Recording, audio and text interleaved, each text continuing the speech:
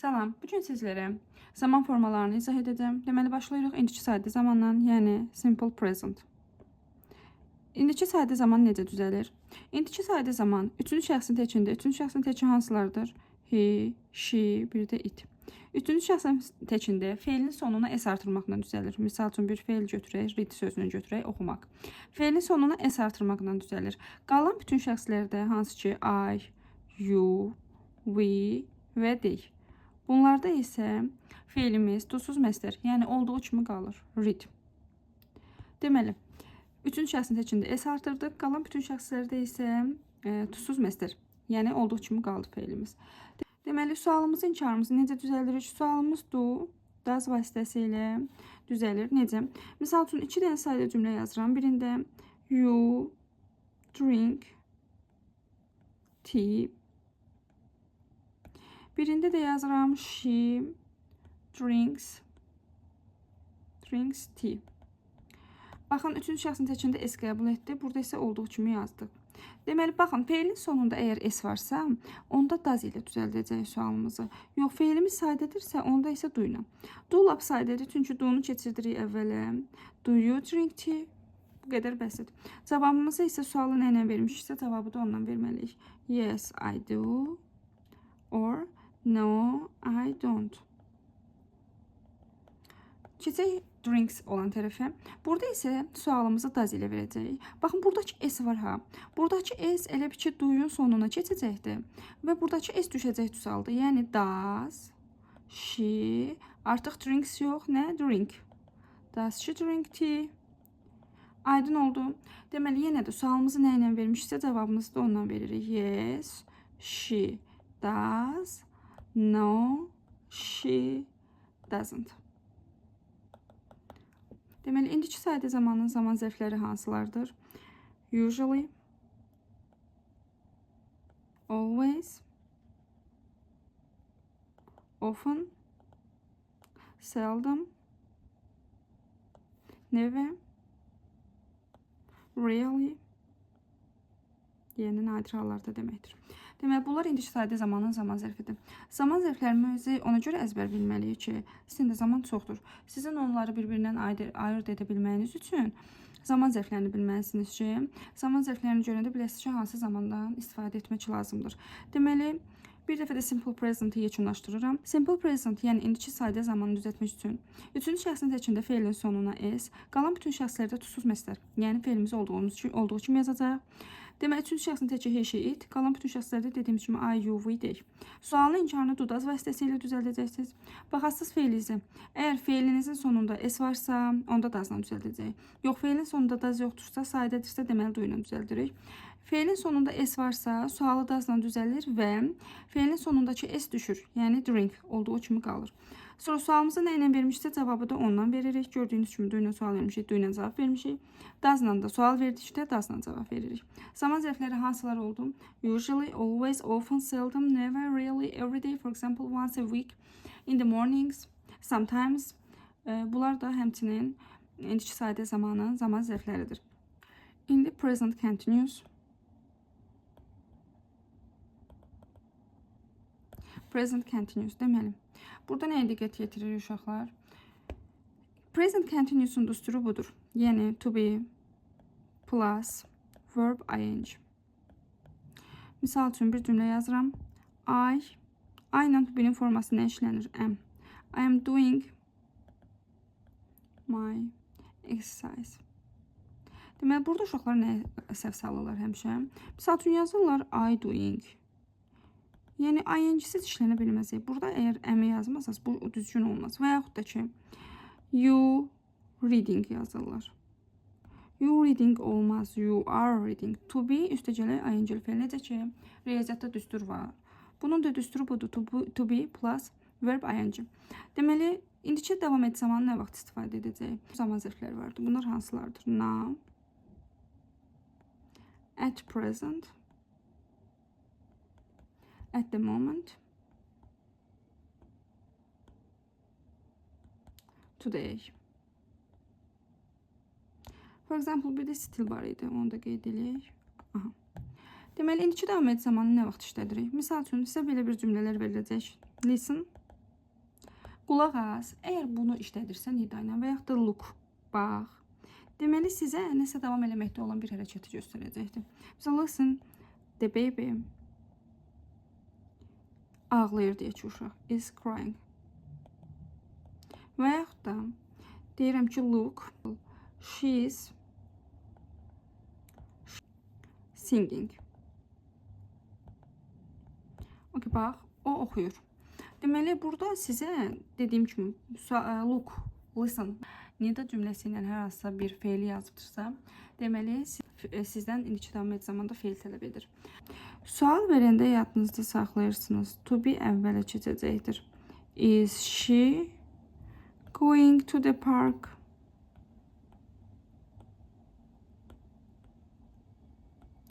Yenə də sualımızı nə ilə veririksə, yes, she is or no, she isn't. Cavabımızı da onunla veririk.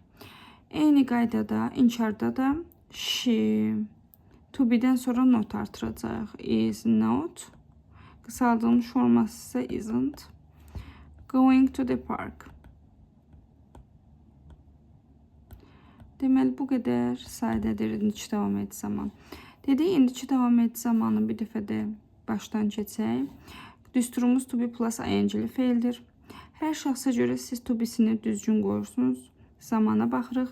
Zaman zərfləri now, at present, at the moment, today, still. Əgər nida cümləsi ilə hər hansısa feil veribsə, deməli davam edici zamanda olan hansısa bir hərəkəti göstərmək istəyir. Və sualımız davam edici zamandadırsa, cavabımız da davam edici zamanda olmalıdır. Sualın inkarı to be-nin özü ilə düzəlir. Sualda to be əvvələ keçəcəkdir. Is she going to the park? İnkarda isə no, is-dən sonra not inkar hissəciyi əlavə ediləcəkdir. She isn't going to the park. Sualı nə ilə vermişsə, cavabı da onunla veririk. Bu qədər saydı. Keçək digər zamanımıza. Deməli, past simple. Bu nə deməkdir? Keçmiş sadə zaman. Keçmiş sadə zaman iki yerə bölünür. Bir regular, bir də irregular. Yəni bu nə deməkdir? Qaydalı və qaydasız. Qaydasız. Deməli, nəyə diqqət yetirirsiniz burada? Qaydalı feillər necə düzəlir? Feilin sonuna id artırmaqla düzəlir. Qaydasız da kökündən dəyişilir. Necə? Misal üçün, write sözünü yazaq. Write, wrote, written. Üçüncü forması da written olur. Və yaxud da take nə olacaq? Kökündən dəyişilir. Took. Bəziləri var ki, bir də taken. Bəziləri var ki, ümumiyyətlə dəyişilmir. Misal üçün, read, tələffüzü dəyişir sadəcə. Read, read. Read. Və misal üçün, put, put, put. Amma misal üçün, play sözü dəyişərək keçmiş zamanda sadəcə sonuna id artırmaqla düzəlir keçmiş zaman forması. Like, liked. Love, loved. Belə. Deməli, keçmiş sadə zamanın sualı inkarı did vasitəsilə düzəlir. Misal üçün, yazıram ki, he played the piano. Baxın, burada feilimizin sonunda id var. Deməli, sualımızı did vasitəsilə düzəldirik. Didlə düzəldəndə buradakı id düşəcəkdir. Did. Necə ki, s düşmüşdü, bayaq. Burada da id düşür.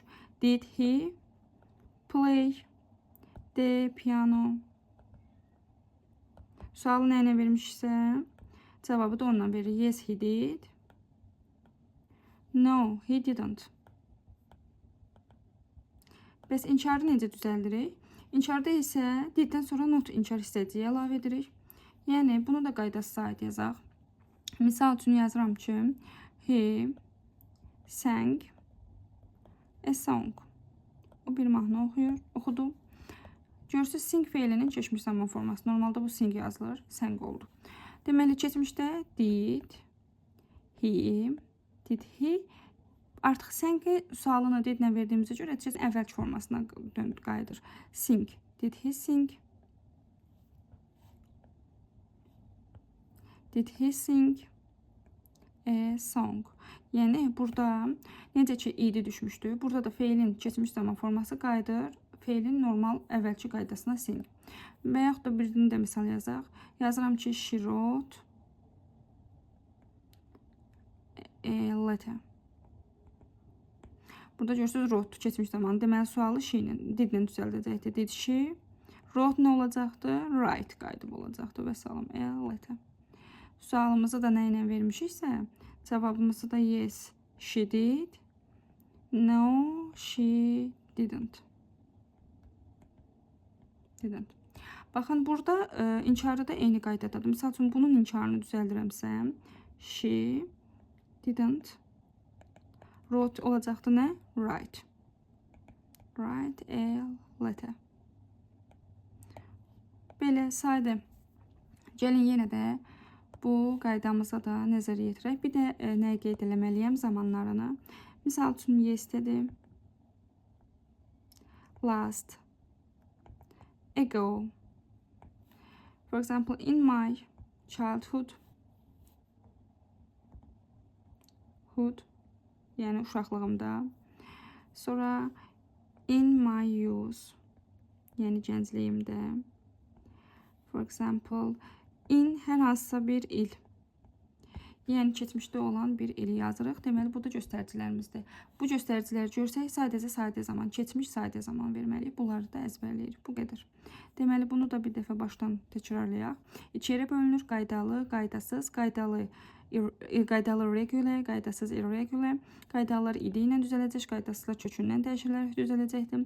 Sualı inkarı did ilə düzəlir. Sualda artıq feilin sonundakı idi düşür. Bir də eyni qaydada qaydasızdırsa, yenə də feilimiz indiki zamanda yazılır.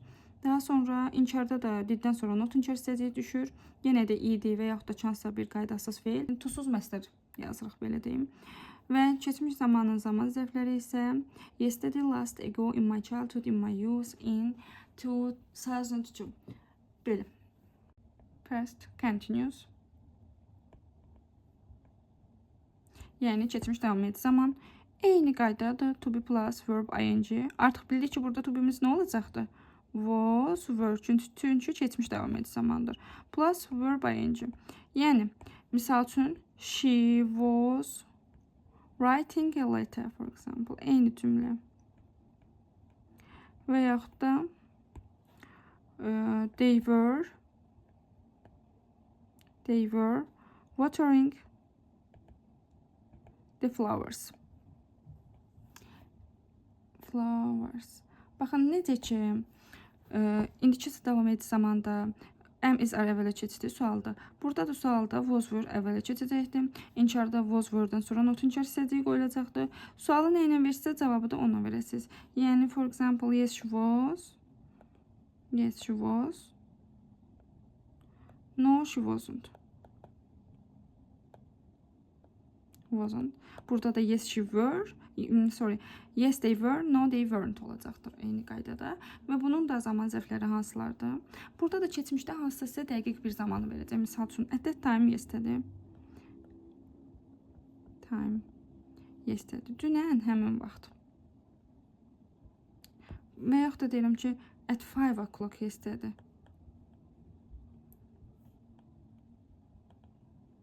Yəni, burada sizə konkret vaxt verəcəkdir. Dünən həmin vaxt, for example, it was raining at that time yesterday. Dünən həmin vaxt yağış yağırdı.